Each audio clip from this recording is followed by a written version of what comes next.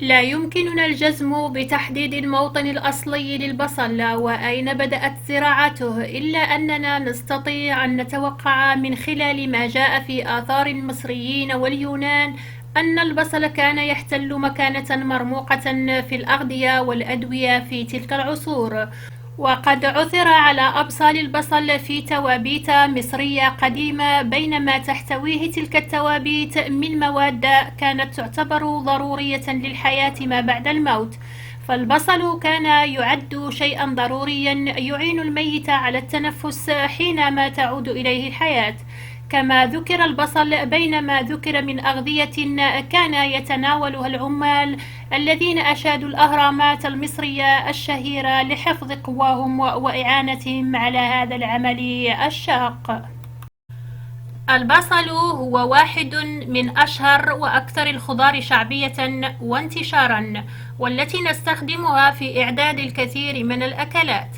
يتميز بمذاقه المختلف، كما أنه يحتوي على نسبة عالية من العناصر والفيتامينات التي تعمل على تعزيز صحة الجسم وحمايته من الأمراض والعدوى. فضلا عن ذلك فهو يلعب دورا كبيرا في تعزيز صحة الجهاز المناعي وطرد السموم من الجسم ووقايته من الفيروسات والبكتيريا، كما أنه يعمل على تنقية الكبد من السموم ويحد من خطر الإصابة بالأمراض السرطانية المختلفة، وذلك لاحتوائه على كمية عالية من المواد المضادة للأكسدة والفيتامينات الأخرى. هنالك ما يكفي من المعادن الطبيعية المتنوعة الموجودة في البصل، وهي بكميات كبيرة، مثل فيتامين سي، فيتامين بي، بيتا كاروتين، وحتى فيتامين كا. تمتاز جميع هذه الفيتامينات بالكثير من الفوائد الصحية التي تقوي جهاز المناعة، حيث تساهم في الوقاية من مجموعة متنوعة من الأمراض، بل وتمد الجسم بالطاقة الحيوية كذلك. كما يحتوي على مضادات الأكسدة والمركبات التي تساعد على التقليل من الدهون الثلاثية بالدم وخفض معدل الكوليسترول، مما يقلل من خطر الإصابة بالأمراض القلبية، فضلا على أنه يحتوي على مضادات الالتهابات والبوتاسيوم، مما يساعد على التقليل من ضغط الدم المرتفع ويقي من حدوث الجلطات القلبية. ويساعد البصل على تنظيم مستوى السكر بالدم، وهذا لأنه يحتوي على مادة الكروم التي تقي من ارتفاع معدل السكر، ولهذا ينصح بتناول البصل لمرضى السكري. يحتوي على نسبة عالية من مضادات الأكسدة التي تحمي خلايا الجسم من الجذور الحرة المسببة للأمراض السرطانية المختلفة. يساعد البصل على الحماية من التجاعيد التي تصيب مع التقدم في السن، حيث أنه يحتوي على فيتامين سي الذي يساعد على إنتاج الكولاجين، كما أنه مفيد جدا لنضارة البشرة وترطيبها والتقليل من مشكلات البشرة من حبوب وبثور وجفاف. يساعد البصل كذلك على تعزيز مستوى كرات الدم الحمراء بالجسم وزيادة إنتاجها، مما يساعد على التقليل من معدل الإصابة بفقر الدم والأنيميا. وبما أن البصل يحتوي على فيتامين سي بنسبة عالية، ويحتوي كذلك على السيلينيوم الذي له دور في تحفيز وظائف المناعة والتقليل من الالتهابات، فهو يعد أفضل طريقة لوقف كل من نزلات البرد والتهاب الحلق. كما أن مادة كيرستين الفلافونويد المتواجدة في البصل الني تساعد على التخفيف من أمراض الجهاز التنفسي، والتي تتمثل في التهاب الشعب الهوائية ومرض الربو.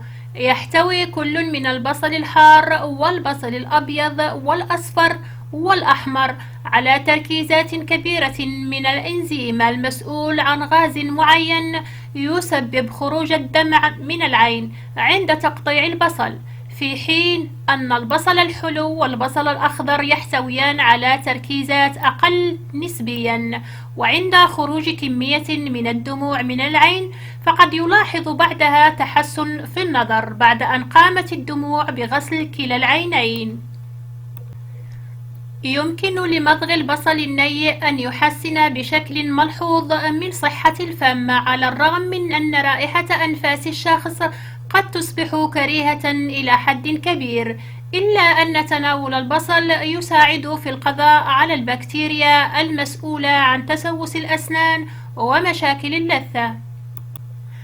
يعد نبات البصل مصدراً للألياف القابلة للذوبان، الأمر الذي يجعله غذاء مهما للمساعدة في فقدان الوزن عن طريق احتواء البصل على مادة كيرسيتين المضادة للأكسدة، والتي تعمل على زيادة معدل حرق السعرات الحرارية. لذلك فإن تناول البصل الني يعد من الأغذية الجيدة لتواجدها في الرجيم اليومي للأشخاص. أظهرت دراسات علمية مختلفة أن استهلاك البصل قد يكون مفيداً في تقليل احتمال الإصابة بأمراض مختلفة، وقد يمنع البصل نشوء القرحة المعدية عن طريق تقليل الجذور الحرة والكائنات الدقيقة التي تضر بجدار المعدة. لقد وجد الباحثون في جامعة ويسكونسن أن استهلاك البصل قد يمنع تراكم الصفائح الدموية المرتبطة بالتصلب العصيدي وأمراض القلب والأوعية الدموية والنوبات القلبية وكذلك السكتة الدماغية. وأظهرت الدراسة التي أجريت في جامعة برين في سويسرا مؤخرا أن استهلاك جرام واحد من البصل اليابس في اليوم لمدة 4 أسابيع زاد من كثافة العظام لدى الفئران بنسبة 18% أكثر من الحيوانات التي اتبعت نظاما غذائيا عاديا. وقد استنتج الباحثون من هذه المعطيات أنه يمكن لاستهلاك البصل أن يقلل من حالات هشاشة العظام كذلك. في النهاية يجب أن نشير إلى أن الأشخاص المحظر عليهم تناول البصل واستخدام علاجاته الداخلية، وهم الأطفال دون سن 2 والمصابون بعسر الهضم والتهاب القولون لدى أصحاب الأمعاء الحساسة، كما يمنع عن المصابين بالرعاف والشقيقة والنزوف الداخلي على اختلافه، وكذلك المصابين بالغثيان والقيء. وإن تناول البصل بإفراط ولفترات طويلة يمكن أن يسبب أضرارا كثيرة كالإسهال واضطراب الهضم والبخر والصداع.